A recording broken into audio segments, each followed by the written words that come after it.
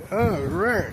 Okay, so I'm going inside to see if they finally got the records for the day I was charged for saying "go fuck yourself" to a police officer because children overheard the comment, which doesn't make it illegal. Nothing changes, but the guy who gave me the citation believed the law changed if children were around. And the officer who arrived shortly after that believed the same thing. Or didn't interfere, didn't do his job. So, to stop the citation from being written. Now let's see, it's 4 months later. Let's see if they have the records. Let's see if they have the records.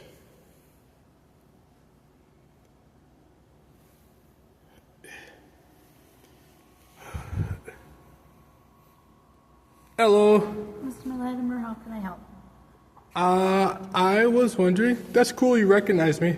This is bad. So you're the first person, official person, that from a police department to say, "Hey, I know who you are." Oh, well, I'm glad. Yeah. Hey. So do you know if the records are available? Let me check with our. You had made a request for some video. Yes. Is that right? Yes. Okay. Let me check with our court officer. She's the one that's doing those, so I'll check with her. Okay.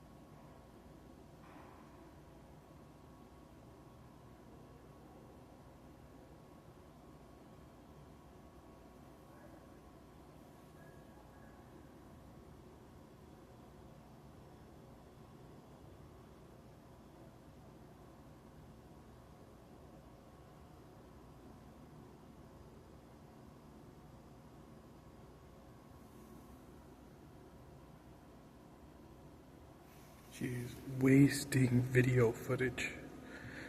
So I was sitting here talking to people. These people are talking to me in my ears right now the whole time, and they stopped me from responding to them. But they just told me in my ears she's wasting video time. So the time you're constantly recording because you don't want to clip videos together. She is aware of that, and they are wasting video time. So that if you post this on the internet, the people who watch it, you'd have to edit this footage so that it's not like 2 minutes of dead time. But anyways, some worthless cockroach. They have been trying to get me to pretend like I'm a cop. So all the poor experiences I have outside, like seeing people do bad things or drive badly, it's not just to get me to think about doing it, but it's to get me to pretend like I'm a to tell on them like I'm a police officer. So seeing somebody with bad lights, license plates that aren't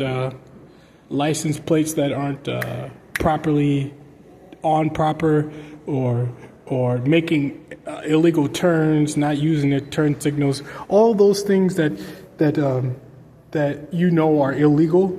if you constantly see those things and then you constantly see police officers, you can try to give someone the impression that that person likes to tell, is someone who's always telling about bad things happening to them. You can give them the idea indirectly that they should be a police officer. If they feel like telling so much, if they feel like reporting license plates or calling the police about someone who's making a bad turn or doing something illegal, you can teach somebody to pretend to be a police officer. When I walked in here, this is the first time this flyer's been here.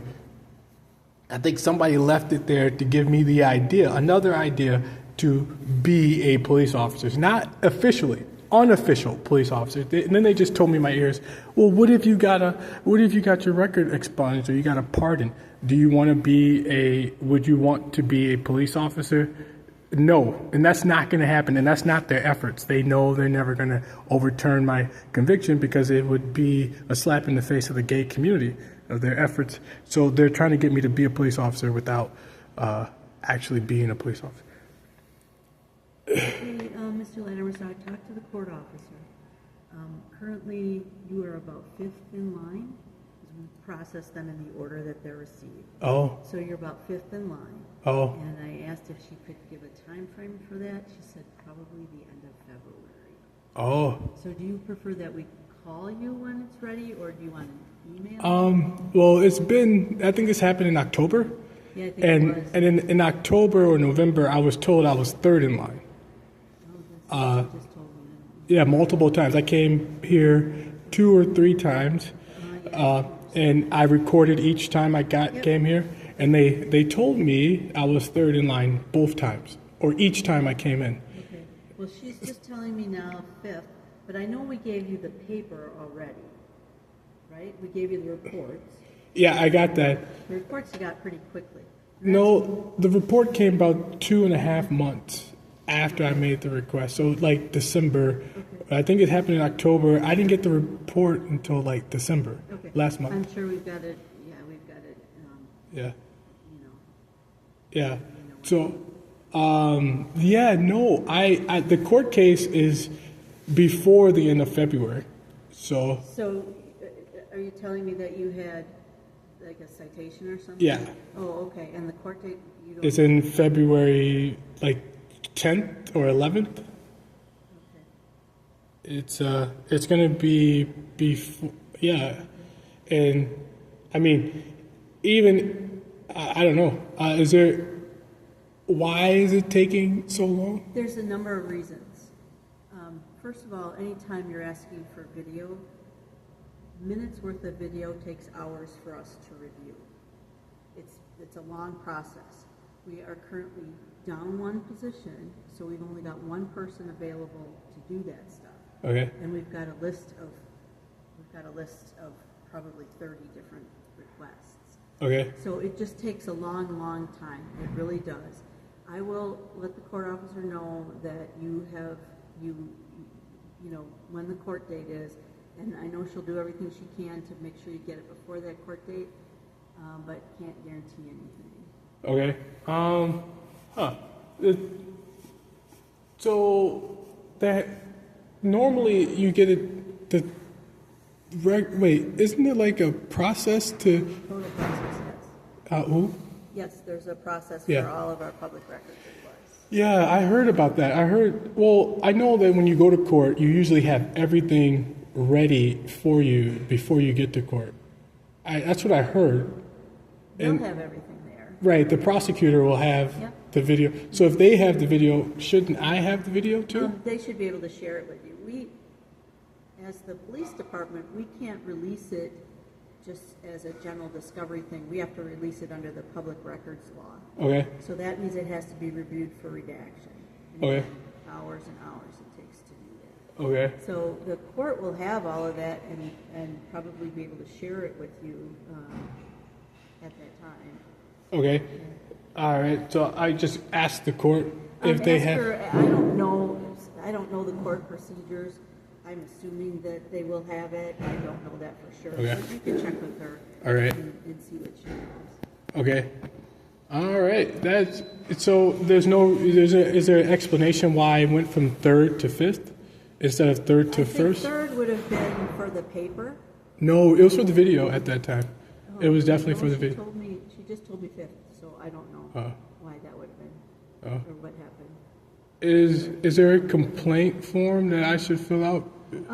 Sure, you can file a complaint if you want to. Because I'm pretty sure I've heard of this story too, where online, where like records departments prolong the purposefully because they're vindictive. Well, they're not vindictive, but they don't want to disclose the information that you're requesting because That they is don't. Not at all the case here. I can tell you that for sure. Okay. We respect the public records law ultimately. Yeah. And want to make sure that everybody gets what they're asking for. We believe in transparency. Okay. And so that's what we want to do. Okay. You do know that I have a record of this person telling me I was third in line multiple times. Okay. Yep, that's fine. I don't know why it's 5 now, but Yeah. and I don't know what the difference is. I really don't know. So And it's like 4 months later, it and does take a long time. I can tell you that. And again, we're down. We've only got one person that can do these. Yeah. And we've got a list. A huge list of them. Yeah. And minutes worth of video takes us hours to review. Yeah. So it takes a long time. And again, I will let her know that your court date is coming up in February. We'll double check what the date is and see if we can get it to you before that time. Okay. Okay? All right. And if you do want to file a complaint, So I kind of believe that's the case here. Because I usually get records. I've always gotten records right away. Like when I went to Madison Police Department, I filed a record request and I got it. I got the records like soon after. I've never had to wait 4 months, even for a video request. I went downtown. I was falsely arrested downtown or by a Dane County Sheriff's officer, and I went to get the video of the arrest, and I made the request like Monday. By Wednesday, they told me we have it, and it was like a very, very short. They gave me the hard copies. I went back down there, got the hard copies, paid, got it, and it was really quick. And every experience I've had so far has been very quick. So this experience has been very different. Yeah, I'm sorry about that. Glad that they were able to help. I'll tell you this, that I know Madison and Dane County have specific units with multiple people working only on that kind of activity. Okay. Just reviewing records to be released. Okay. So we got one person, and we do the best that we can. Okay. Is there sensitive information in that video that you know of? Public records law requires that we review everything for certain information. Yeah. Things like dates of birth, home addresses. Yeah. All of those kinds of things are released. Anytime there's medical information, there's a whole slew of different statutes requiring us to redact certain information before it's released to the public. So that's what we're reviewing for. So I'm pretty sure that video has nothing of that nature in it. We don't know that until we've reviewed it. So you haven't even looked at the video? You guys haven't even watched? I don't know if they have or not. I don't think that they have, like I said, in the order they're received. So it may not even require as much time to review. It will require as much time. Like I said, minutes takes hours. Right. To If the information is sensitive. Even if there's nothing that has to be redacted, it still will take hours to review to determine that. So if it was a simple arrest, it would still take hours on top of... We have to look at everything. We have to look at the whole video. Yeah. We have to review the whole video. So it would, you can't... I heard, I think I heard what you just said. I know you have to take out sensitive information. I heard that. But I also know that it goes a lot faster if there's no sensitive information involved. Nothing fast about it, I can tell you that. Well, you're not going to spend 2 hours on a 5-minute... Go back and forth and back and forth and back and forth. If there is the less stuff to redact, it's still going to take hours to go through. Yeah, it's just about it should be about 20 to 30 minutes, but 30 minutes? Okay. it goes a lot faster if you, all those checklists, nothing's crossed on any of those checklists, like where you have sensitive information. I'm pretty sure that's common, that's a common practice. It still takes a long time to review any video that we have. So, what do you? But again, it's in the order that it's received. Yeah. I don't know why you were told 3rd before when they're telling me 5 now. Yeah. I don't know. Yeah, the 2 people. I guess if I have to clip the videos together to show That's okay. people saying different things. Right. Yeah. We That's understand. that's the opposite of transparency. That's dishonesty, or somebody, unless you guys practice moving people backwards on the list. I can't say who told you that or why. Yeah. Was told why they're telling me 5 now. I Yeah. don't know. I don't have that information. Yeah, that's not it's the opposite of transparency. Well, if you do want to file a complaint, you're welcome to do Yeah. that. And in the meantime, I'll let our court officer know. I'll look it up and find out what the actual court date is and let her know that you'd like it before that time. Okay. Okay? Thank you. I appreciate your. Yeah, sorry about all of the mix-up and sorry about any inconvenience for you. Thank you for giving me information about how you guys operate. I appreciate it. I mean, people kind of want to know how cordial, how easy the process is to collect records in Middleton from the Middleton Police Department. It should be pretty cordial, should be pretty fast, should be pretty easy for anybody to walk in here and receive a records request or get the records they requested. It shouldn't be a month-long process. We do our best with the 4 months. staffing that we have. Yeah. Like I said, Even Madison and Dane County both have whole units Yeah. of staff. That's all they do. Yeah. Well, the one person that does this is also responsible for a number of other things within the department. So, I mean, sorry that it's working out that way. Yeah, I believe in what you said, transparency, being cool, being quick, being helping the citizens, no matter who they are. Yeah, we do our best. Do the best you can. But this seems to be the opposite of that. Well, it's not the opposite of that, but it is taking a long time. Yeah, it is. I agree with you that It it's is. taking a very long And I time. moved backwards in the line. That's kind of upsetting. I got a court case coming up, and I still haven't even had a chance to review exactly why I was charged with a citation. I read the report, but sometimes the report and what's actually happened are two different things. You So, want to see that. and, I know, I understand.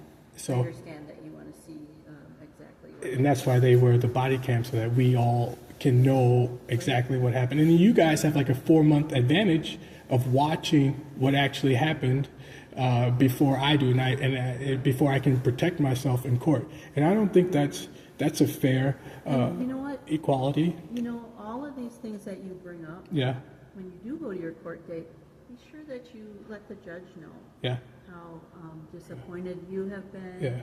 and how you feel that we've been less than transparent and what Yeah. what you need to know and want to know. So yeah. I'll let them know. And I heard on YouTube that the judges and police officers, they don't always align. Like if a judge agrees that, hey, this should be done better or this should be done this way, the police department may turn will have a different perspective and do things continue on their path, contrary as possible to what a judge believes, or not, however, their culture, continue their culture against. But either way, Yeah. I would still strongly recommend that you bring all this stuff up to the judge Yep. when you do go before them. Okay, all right. I'll go talk to her and see if she can help. I got another question for her to ask about something else anyways. I'll go ask her if there's anything she can do. But okay, thank you. And you said you'll let me know if I can get it before the court date. Yep, we'll be in contact with you, yes. Okay, Okay. thank you. You bet. Yeah. So what I learned a long time ago was that police officers have a culture, and sometimes their culture isn't really in line with what a judge determines, what a judge decides is best to best actions to take. So some police departments will do their own thing. So like if you know. So judges don't have that much power unless somebody actually does what they say. And as long as you don't have to, as long as the judge doesn't make an order or send somebody physically down to the police department to make the police department do what the judge says, they really don't have to do what the judge says. So she's telling me to go to the judge and ask him for help. It's like pointing you sending you somewhere you won't receive help, right? People do it all the time. Why don't you try over there? Where they send you is somewhere that won't help you. So the judge may say, you're right, this is right, you should have your records sooner, but the police department isn't going to change unless someone physically makes them change. And who's going to do that? The judge is going to send papers, send emails, send requests, or send a person to give word. Hey, can you do this or do that? And you can just look away. If you're a police officer or police chief, just look in the other direction. You don't actually have to do what the judge says. And I think that's how they like it. Some people like the separation between the order given and the order actually carried. Well, the order given, I give you an order, and then somebody actually follows it, does what you ordered. There's a separation. You can give the order, but it doesn't necessarily guarantee it'll be followed. And that's that's a judge and the police department. So the judge needs police officers who believe him, who will follow him, who will do what he says. Or the judge won't ever get anything done. And most police officers pick and choose what they do.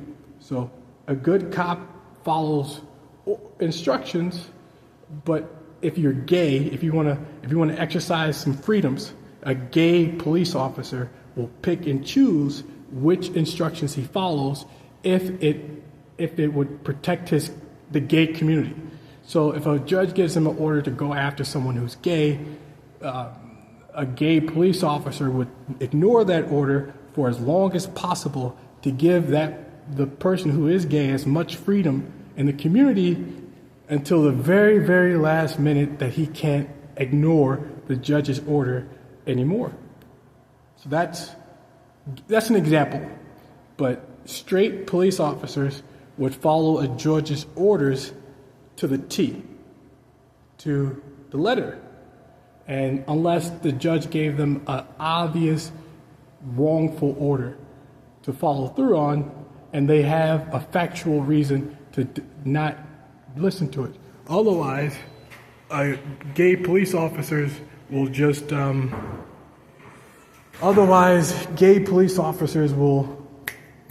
will protect the gay community as much as they can. And it's not hard.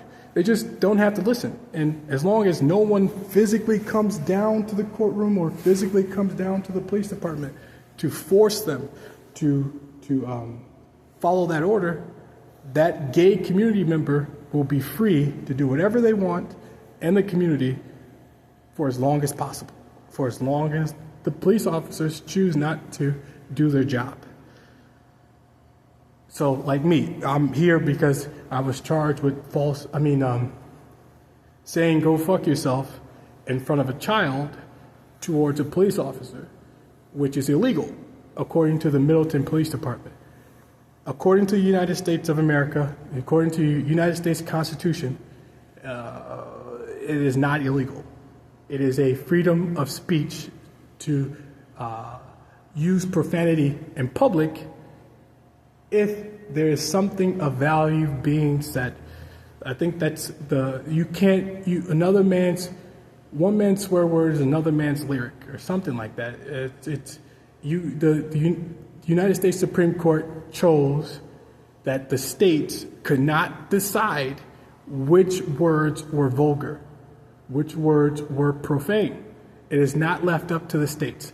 It is because you would then get a long list of words that people can't say. You would then begin to control speech.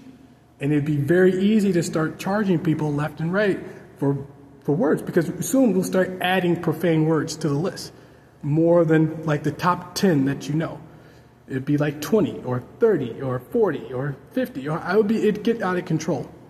So to control the potential of loss of control, they decided that, hey, only a few words, no words, we'll decide. We'll decide that you're abusing free speech when you say things that cause fights, when you say things that encourage fights, when you say things that upset people, well, not upset people, but cause physical harm to people. So if you're swearing and your swear words ensue, a fight ensues, you would be charged with disorderly conduct, and you're not protected by free speech anymore. So that's what the United States Supreme Court decided. The threshold to say someone's being profane or being vulgar is if their words led to physical violence. That's the threshold. So as long as you are swearing and you want to speak freely, you can do it. But your words can't lead to violence, physical violence. That's the rules. The Middleton Police Department knew that. They decided to lie and say that wasn't the rule. That's not the law. The law doesn't make an exception for fighting words. So free speech has one exception: fighting words. Words that lead to violence or the possibility of violence. Then your words are considered profane and vulgar, and they can charge you with disorderly conduct for using profanity and vulgarity because there was a potential, because you used your words in a way that created a potential for violence.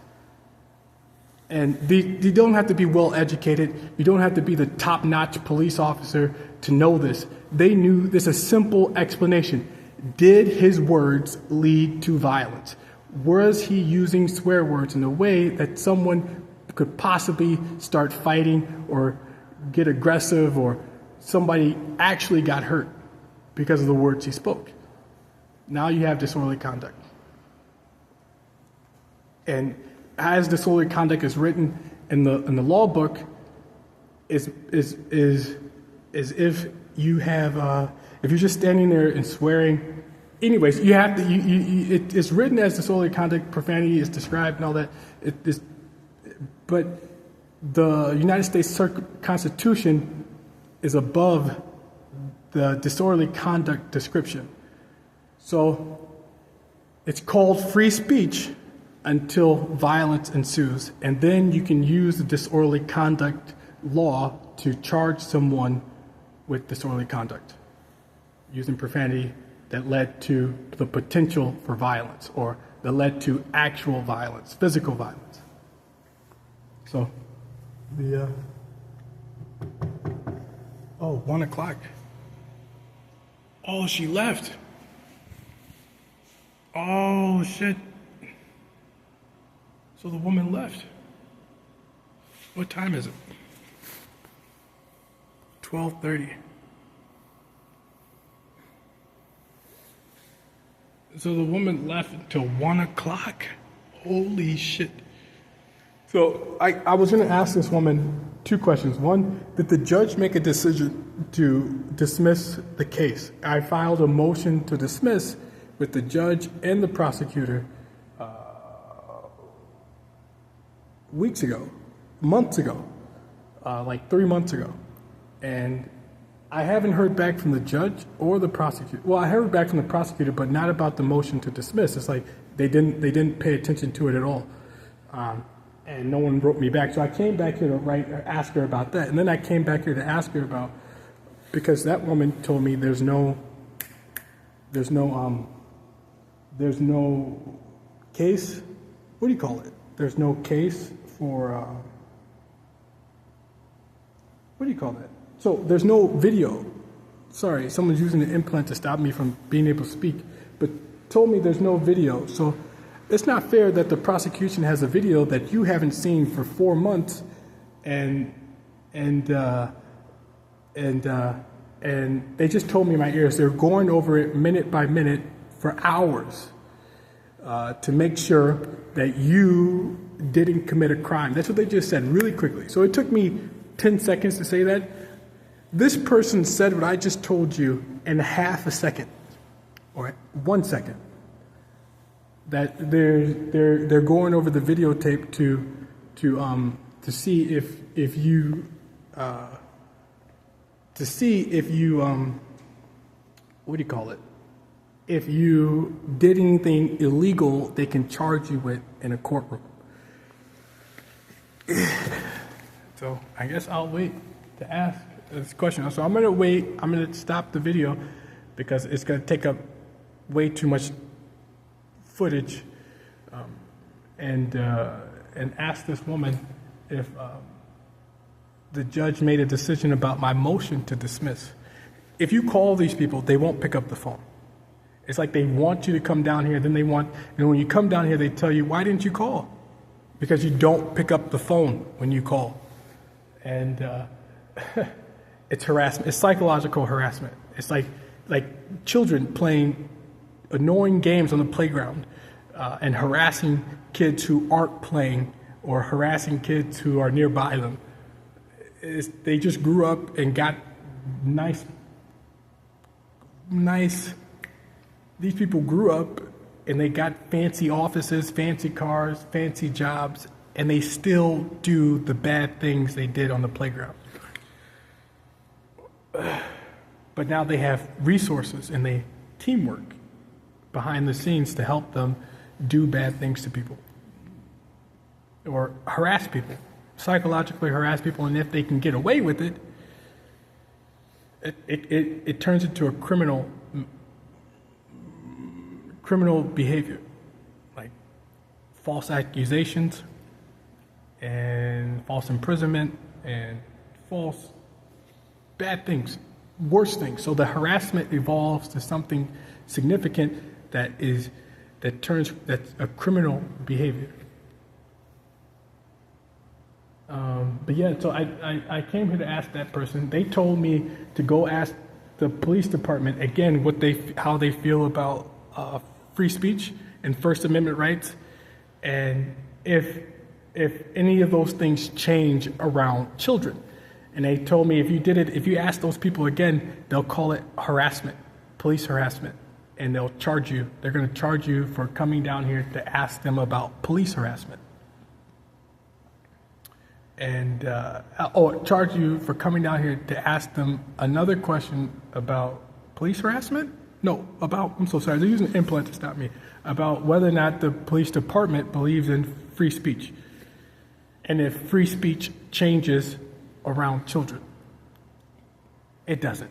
It only changes if you use your words to cause a possibility of violence, or your words leads to violence. Now you don't have free speech protection. That's the only time. Fighting words. So the police department was not supposed to charge me.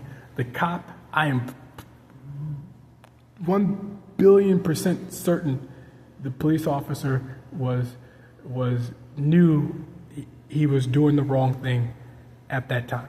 And then the lieutenant came out here and she told me, I came back like 2 months later and I asked the lieutenant what she felt about free speech. And she told me exactly what her police officer did was legal. And that's how the Middleton Police Department felt about profanity around children. That there is no free speech laws that protect anyone from profanity, using profanity around children. And I told her that was false. The free speech reigns across the country at all times, unless you are using words to start fights, or there's a possibility a fight may begin because of the words you spoke. So the disorderly conduct, profanity portion of that charge is beaten by the First Amendment. So the United States Constitution decided that you can use swear words in public whenever you choose, absolutely whenever you choose. There's no exceptions, except if your words leads to violence. That's how it works. So the police officer's thinking he's hearing swear words and he sees a child nearby. Absolutely nothing changes. The United States Constitution nothing changes. In reality, nothing changes. He just made something up in his mind. If he's thinking, I'm going to charge him with disorderly conduct because there's a kid nearby and there was swearing, I heard swearing, there's absolutely nothing, no law in the country to support the connection he made in his mind. He was supposed to be thinking, are any of his words leading to a potential for violence? That's what he's supposed to be thinking. Is anything he said going to lead to violence? In that moment, in the present moment, not weeks later or months later, in this very, right now, right here, right now, or is he about to fight somebody, or is he fighting somebody? Now you can charge this person with disorderly conduct. That's it. And that's the only psychology the officer is supposed to have. He's supposed to be thinking, is there a chance for violence because of what this person just said? Not are people offended. We're not here to protect people's feelings. We have to protect their bodies because the feelings are too hard to determine. It's too hard to determine how hurt your feelings were. It's an internal, it's a psychological thing, and no one has the ability to determine how hurt your feelings were. You have to show like there's physical damage, actual damage done to a person because of what you said, or the possibility of something physically or damaging done to a person, to charge them with disorderly conduct. And that officer was supposed to know that. He was supposed to know how disorderly conducts work and what exceptions there are to words people say. So, or as soon as I mentioned the First Amendment of free speech, he should have snapped back into his training, his academy training, or 50 years of being on the police force, and told himself, you're right, that's right. You have free speech protections, and now I gotta think, did anything you say amount to violence or the possibility of violence? Were the children about to be harmed because of what you said? Physically harmed. So hurt feelings is not enough. This cop knew it. He did it because he thought I'd get violent. So some cops will do bad things to you that are illegal, but if you do like something in response to what the police officer did, it wouldn't matter that the cop did something illegal anymore. What would matter is that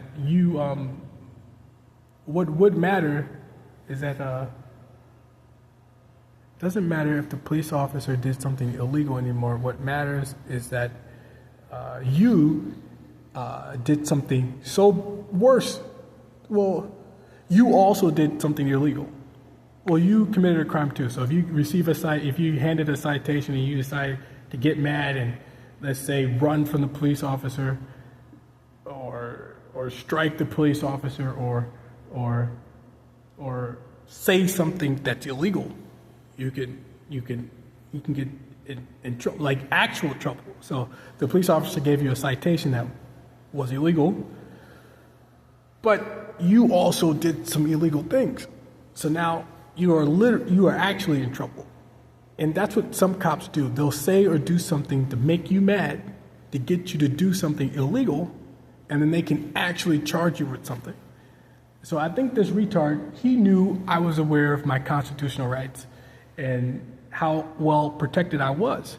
So when he handed me the citation, he thought I would do something illegal because I knew I was right, and I thought I could say or do whatever I wanted in that moment. And I had a right to speak. Well, in that freedom, in that moment of freedom, maybe I did something illegal, right? That psychology where I know I'm right. Yeah, I can do whatever I want. I can say whatever I want right now. Maybe I went too far, or maybe I got mad at the cop because he's doing something illegal and he knows it's illegal. So that's what that officer tried. And then if that didn't work, master psychology.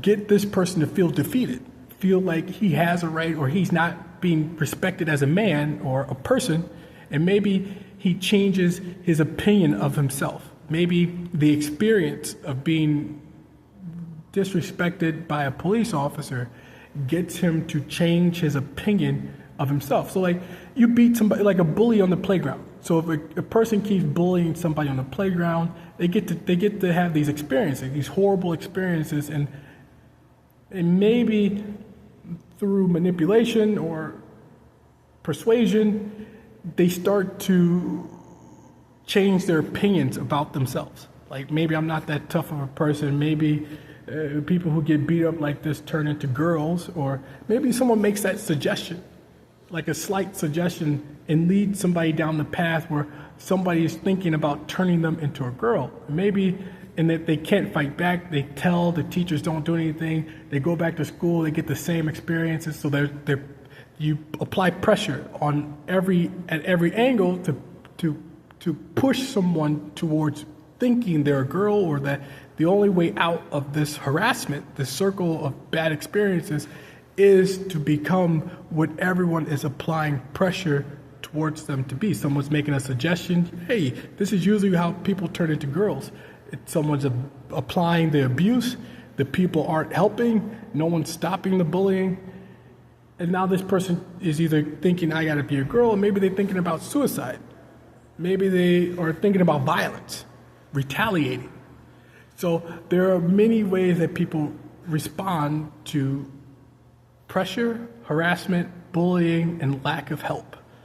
And it's a psychology, human psychology, to escape unwanted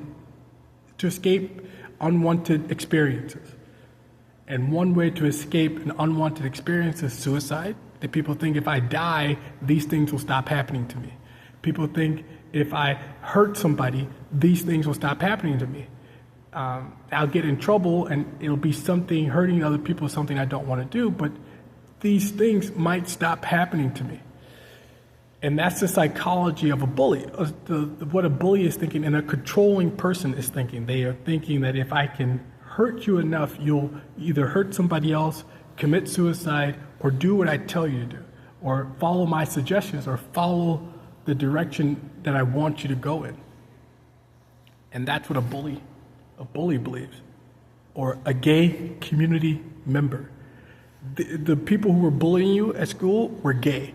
The people in positions of authority that were supposed to protect you were also gay community members.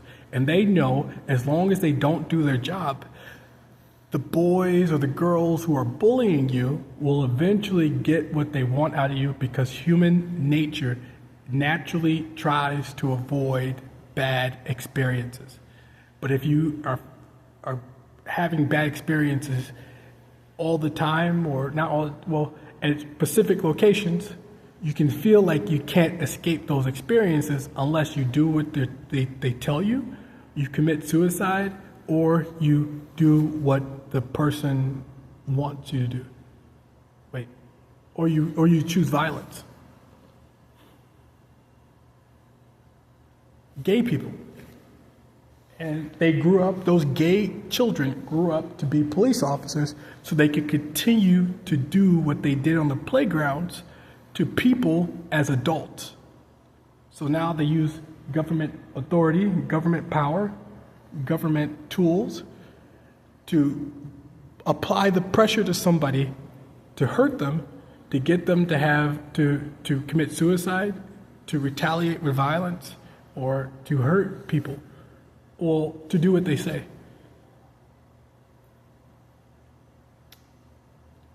Holy crap. I mean, I guess telling is what we're left with. Their free speech. Well, it's ultimately what the founding fathers left in their Constitution to protect people.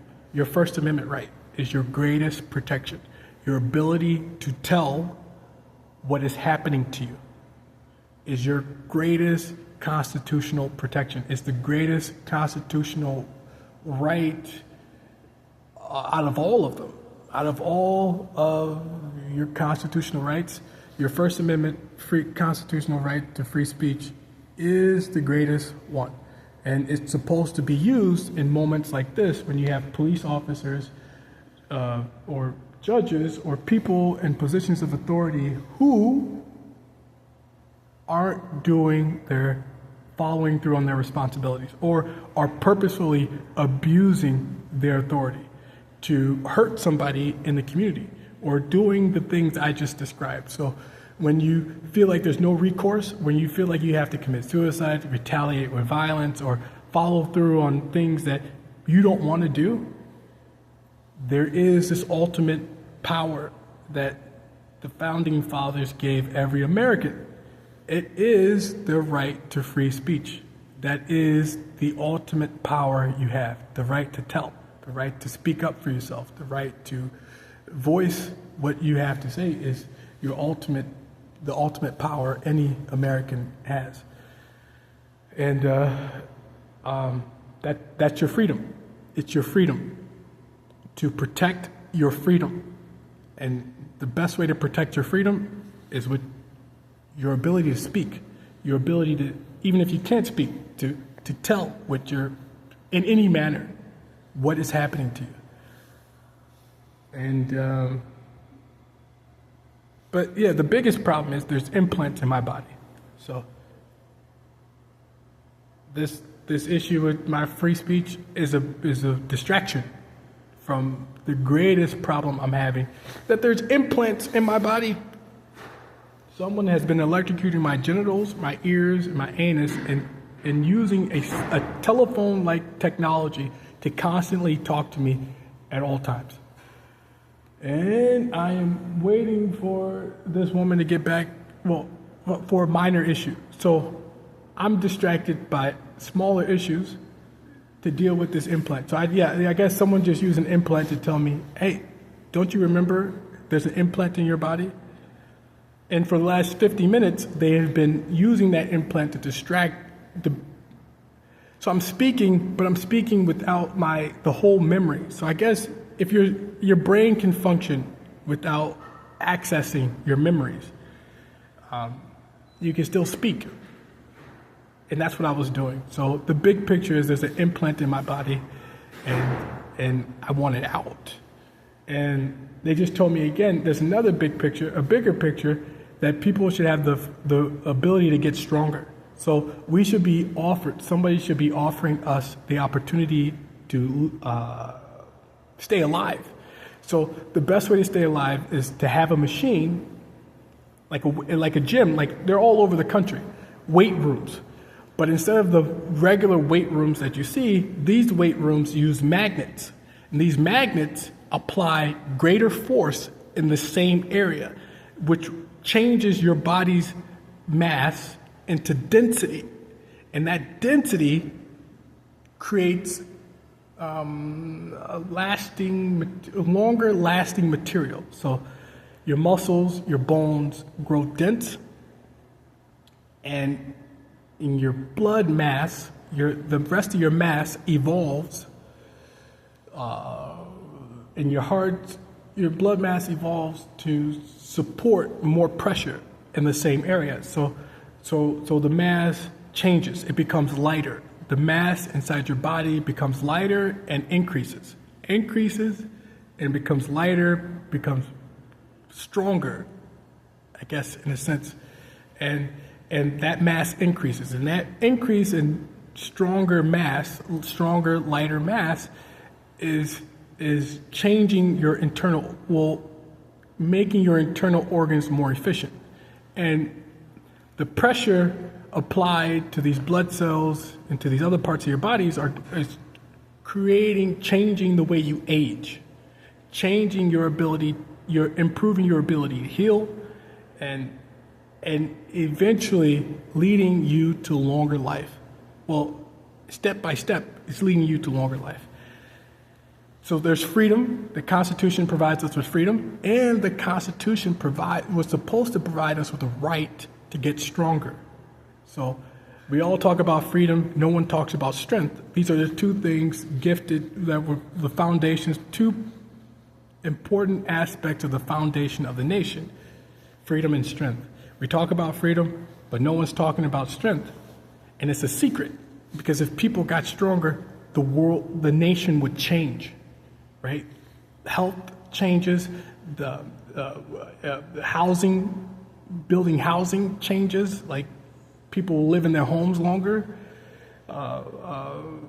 People make more money.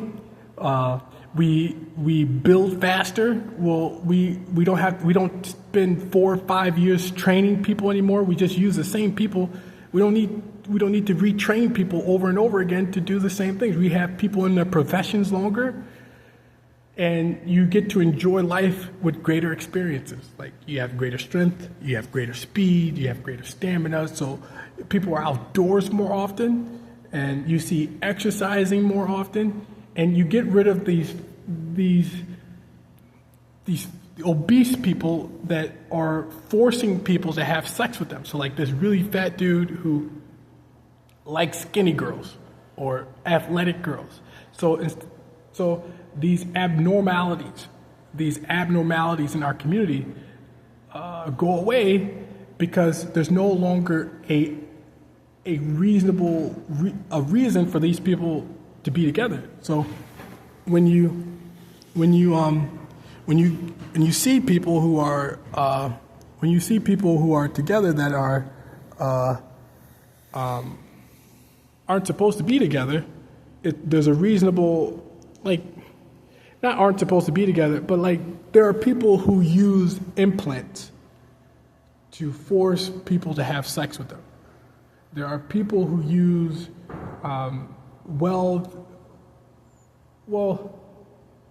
sexual harassment to get people to have sex with them. So obese, fat people who are very irritating and annoying, who have come from a family wherever the hell they come from, throwing weight around, who believe that body weight is the same as manipulating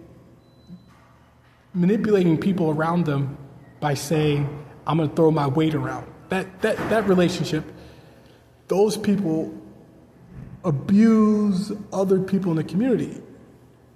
Now, if you improve life and you follow through on the strength aspect of the Constitution, the foundation of this nation, you see these people would disappear.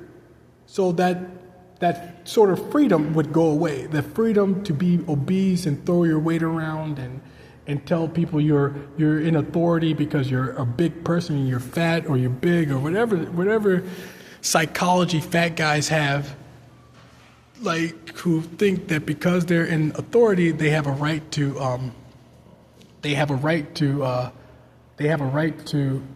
what do you call that? So there are people who are in authority, who are obese, who believe they're in authority because they are obese, that they can throw their weight around, and that gives them power. And that's an imagination, and it's a freedom to imagine that, but it's not the reality of strength, of control, of authority, and that's why there are people who don't believe. So if you taught people about strength, these obese people would stop appearing as if they were in authority, because the real people who have strength are obviously athletic, obviously very dense, obviously very heavy, and they're very dense, they have lots of mass, but they controlled all the mass they gained. Those people are called strong people.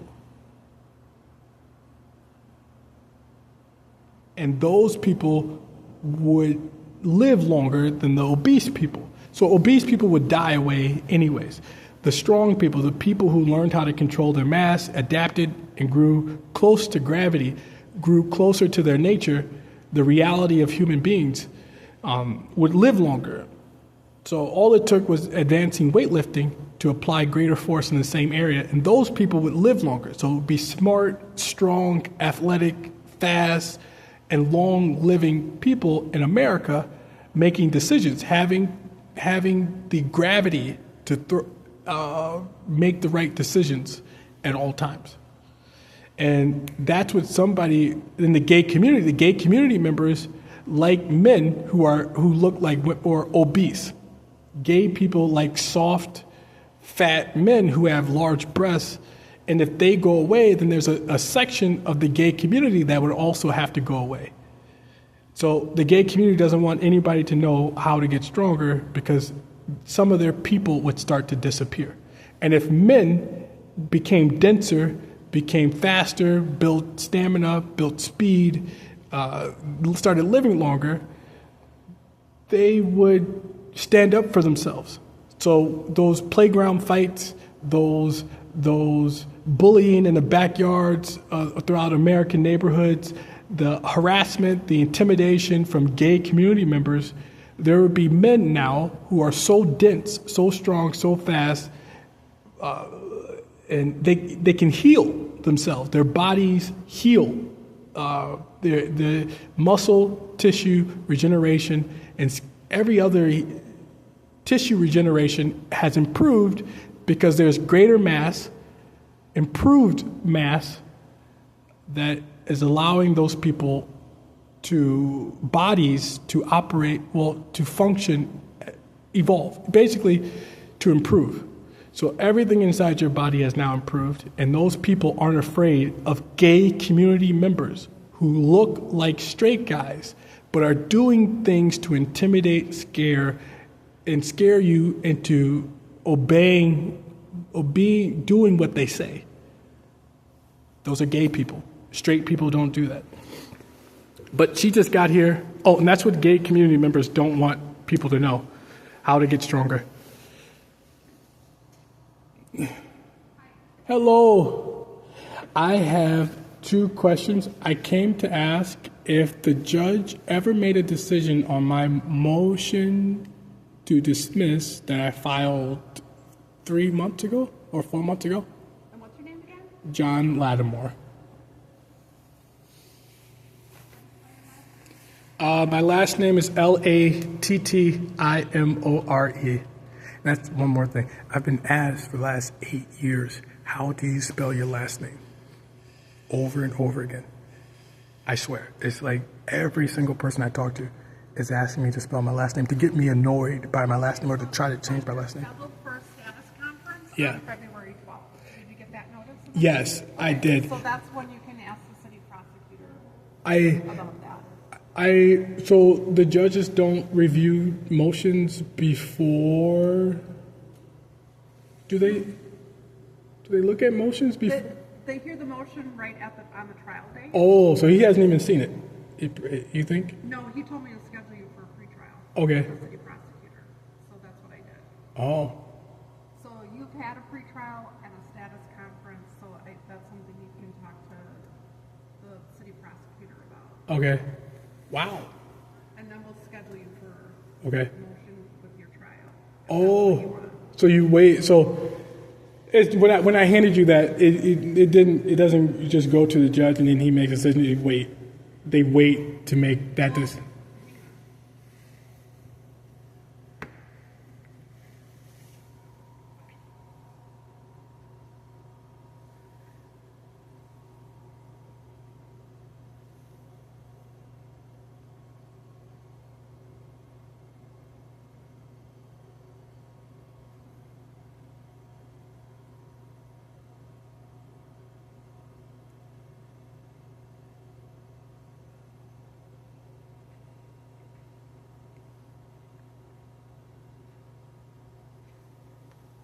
They're just talking nonsense. You think your video is so cool? And then he said some other stupid stuff, man. Okay. So I have it here. Yeah. But you still have these pre-trials Yeah. scheduled. So Okay. I would talk to the city prosecutor about your motion. Okay. So You've got it. yeah. No judge is making the decision about before the prosecutor makes the decision.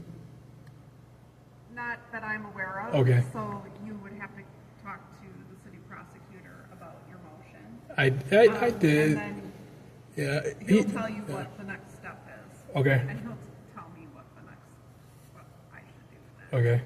Yeah. Okay? All right. And the second question was the video that's in part of this case. Okay.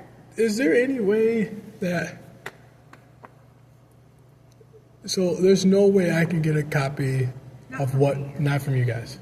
No. Okay. That's the police record? Yeah. I don't have access to Yeah, I requested one. Or you could talk to the city prosecutor, I don't know. Oh, that's a good idea. Yeah, that's another good idea. That's what normally what a lawyer would do. They would just ask. Yeah, yeah. I think. Yeah. Okay. I don't know what the process is to get that. Yeah, but it's not from it was over there, but she's telling me it's been 3 months, and I was thinking it's not fair to wait any longer. So I thought maybe I could come over here and ask you if there's another way, as a defendant, to get a copy of the video. Of the video, and that I would tell you to get it from the police department. Yeah. You could also talk to the city prosecutor. I don't know if he would Yeah. have access or. Yeah, I'll do that one because they're telling me there's like a huge wait and Well, that's true. yeah. I mean, went down to one person over there. Yeah. I don't know when the next person. When it's starting, so they are quite. Okay. I do know that. Okay. Literally one person in the office over Okay. there. All right. Well, I thought I'd try. Good luck. All right. Thank you. You're welcome. Bye. So that's about it. That's Middleton Police Department. They are gay. These officers are gay community members, and they grew up to continue to protect gay children and gay culture. So, in order for gay culture to continue, you need people in positions of power to allow these kids to have a freedom to harass people in the community, sexually harass, intimidate, scare people, hurt people, so that people join the gay community, because it's something a lot of people don't want to do. So a lot of people don't want to join the gay community because they don't believe in it. And so if people don't join, gay culture stops existing. So in order for gay culture and the gay community to continue to exist, they need police officers to protect them so that they can have a chance to get people to join the gay community.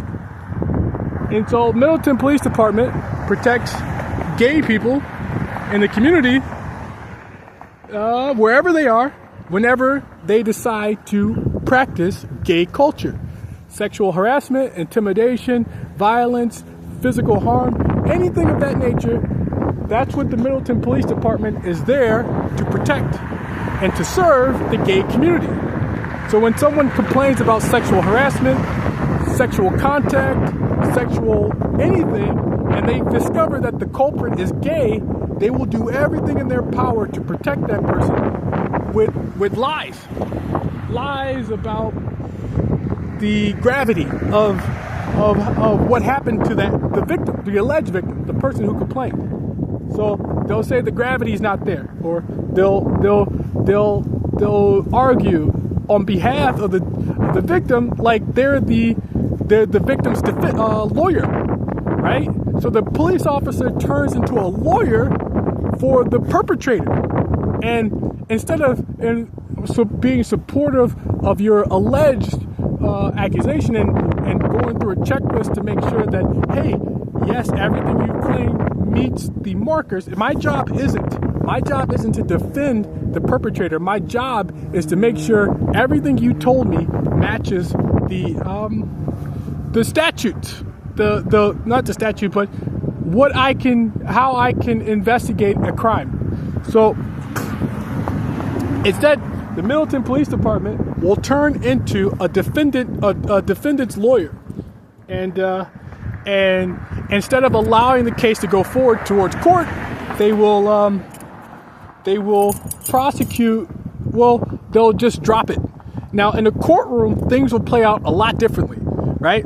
If things go to court, it's more than likely that the perpetrator, the person you accused of hurting you, intimidating you, sexually harassing you, doing anything to you, is likely to be found guilty. Is more than likely to be found guilty. But as long as that person never ends up in court, he will never be found guilty, right? So that's what the gay community decided to be in the courtroom. Be police officers to protect gay people. And someone's telling me in my ears, we're going to deny everything you just said. But if you look at history, it's too late. You can't change the past. You decided in the past to protect gay people. So you maybe make a statement in the future, today, tomorrow, next year, next month, or whenever someone decides to acknowledge I exist. But in the past, which won't change, you decided to protect gay people. And you use police officers to do it. And that's the gay community inside the Middleton Police Department, protecting gay people in the community. Rapists protecting rapists. But I gotta go. I'm gonna post this in a minute.